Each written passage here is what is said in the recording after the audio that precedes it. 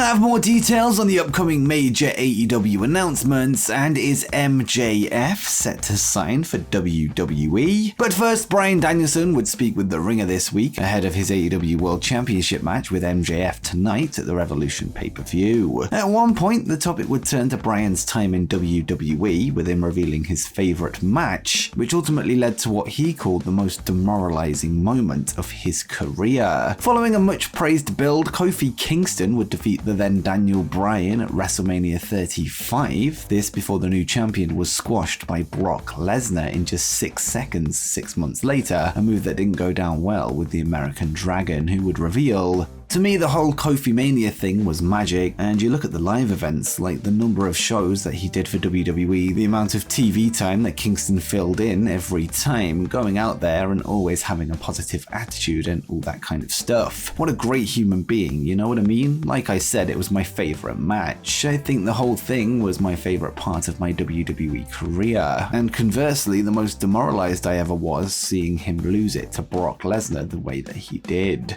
And speaking of Kofi Kingston, we have an update on his status for the upcoming WrestleMania 39 event in April, with him seemingly set to miss the show. According to Dave Meltzer of the Wrestling Observer, Kingston suffered from a leg injury this past Friday on SmackDown, this after a brawl involving Kofi, Sheamus, Drew McIntyre, Karrion Kross, and LA Knight, which was booked to set up a fatal 5-way match next week for a shot at Gunther's Intercontinental title at Mania. A further report from Jake Scooter of Fight Fans would reveal that whilst not fully diagnosed, the knot could keep Kingston out of action for 2 to 8 months, which would see him not only miss next week's match, but WrestleMania. Tonight, All Elite Wrestling present their next pay-per-view, Revolution, live from San Francisco, California. Whilst 8 matches are already known for the main card, we now know about what will happen on the 0 Hour show before the main show begins. AEW have announced that Ari Daivari will team with the Varsity Athletes, Josh Woods and Tony Nese, to take on the team of former AEW Tag Team Champions, the Lucha Brothers, as well as current ROH Tag Team Champion Mark Briscoe. The match was confirmed this past Friday on Rampage after Mark revealed his upcoming tag partners to the audience.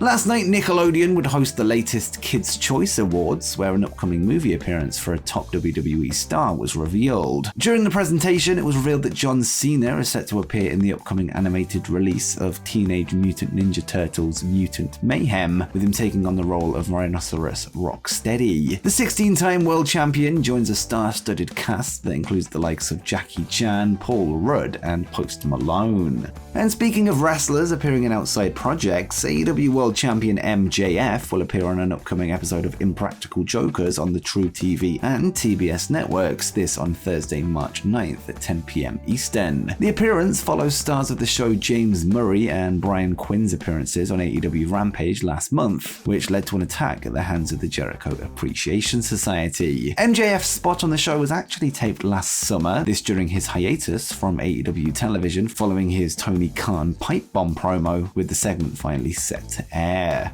SmackDown star Santos Escobar would speak with WWE Germany this week, where he named his dream opponents, listing both Rey Mysterio and Cody Rhodes. He would then detail some scrapped plans from before Escobar signed with WWE, with he and Cody coming close to a match in Mexico, this during the American Nightmare's stint in All Elite Wrestling, and he said, "I wanted to fight Cody in Mexico 2 years ago, and we were set to fight at a AAA pay-per-view. Then I left the company and couldn't do it, but I think that's something that now is possible, so that's why I would pick Cody for this Mania." And whilst we're on the topic of Cody Rhodes, the American Nightmare would appear on the AJ Awesome show this week, where he would make comparisons between WrestleMania 39 and the All In show, which was the precursor to AEW. After references to All In and the Young Bucks on WWE SmackDown this past Friday, Cody would tell AJ, "I think it's funny how much I've thought about All In as of late, because the feeling going into that show was like no feeling I've ever had. You could feel something major was happening. Something was in the air. You're talking to people in the airport randomly as you're going by, talking to you about the show. You're getting noticed more, all this is happening and like percolating, and I've only had that feeling then, and now going into WrestleMania. Everyone who stops me doesn't stop to say hi or do pictures. They're specifically stopping me to say, I can't wait to see WrestleMania. Hey, I'm going going to be at WrestleMania, I'm going to be there both nights. That feels like it's a big fight. It feels like a boxing match, and I've only had that feeling one time before in my career, and it was way back then. And before we get to the rest of today's stories, be sure to subscribe to WrestlePlanet if you haven't done so already, as we aim to hit 50,000 subscribers by the end of the year. And also head over to WrestlePlanet Gaming if you're into wrestling video games, ahead of the launch of both AEW Fight Forever and WWE 2K23. But with that said, let's get to the rest of the video.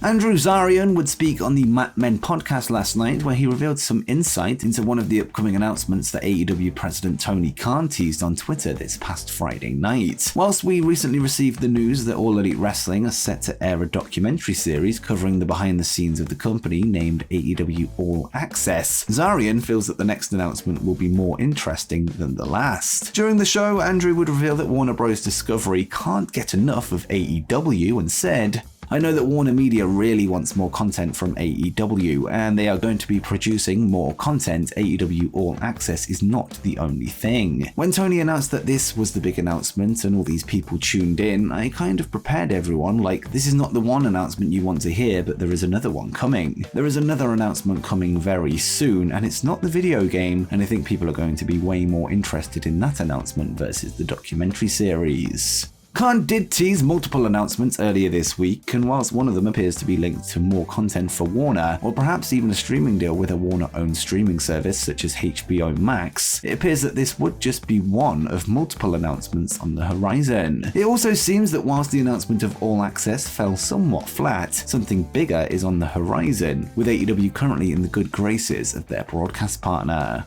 AEW World Champion MJF claims that his contract expires on January 1st, 2024, something that he has often cited on both AEW television and during external interviews. One of the topics Max also discusses often is the bidding war of 2024, with him teasing a jump to WWE if the money is right. With that said, it looks like it's not only on screen that MJF is working this gimmick, as according to Fightful Select, one WWE talent has revealed that Max recently told them that he's looking forward to being there in WWE with them in 2024, this away from the cameras. The report also confirmed that WWE would be interested in such a move when and if his contract is truly up in January, something that not everyone believes to be the case. Whilst the report doesn't confirm or deny any expiration date, many in WWE and in AEW aren't even sure when his contract is actually up, with some assuming that he may have even extended it past January 2024, with the date simply being a gimmick. To be absolutely clear though, this is no actual indication of this being true or not, it's just a belief among some individuals within the business. It was also added that for now, WWE are operating on the assumption that his deal does end when he says it does, although the fact that this is even up for debate shows the true magic of MJF. And before you go, make sure you check out my predictions for AEW Revolution 2023.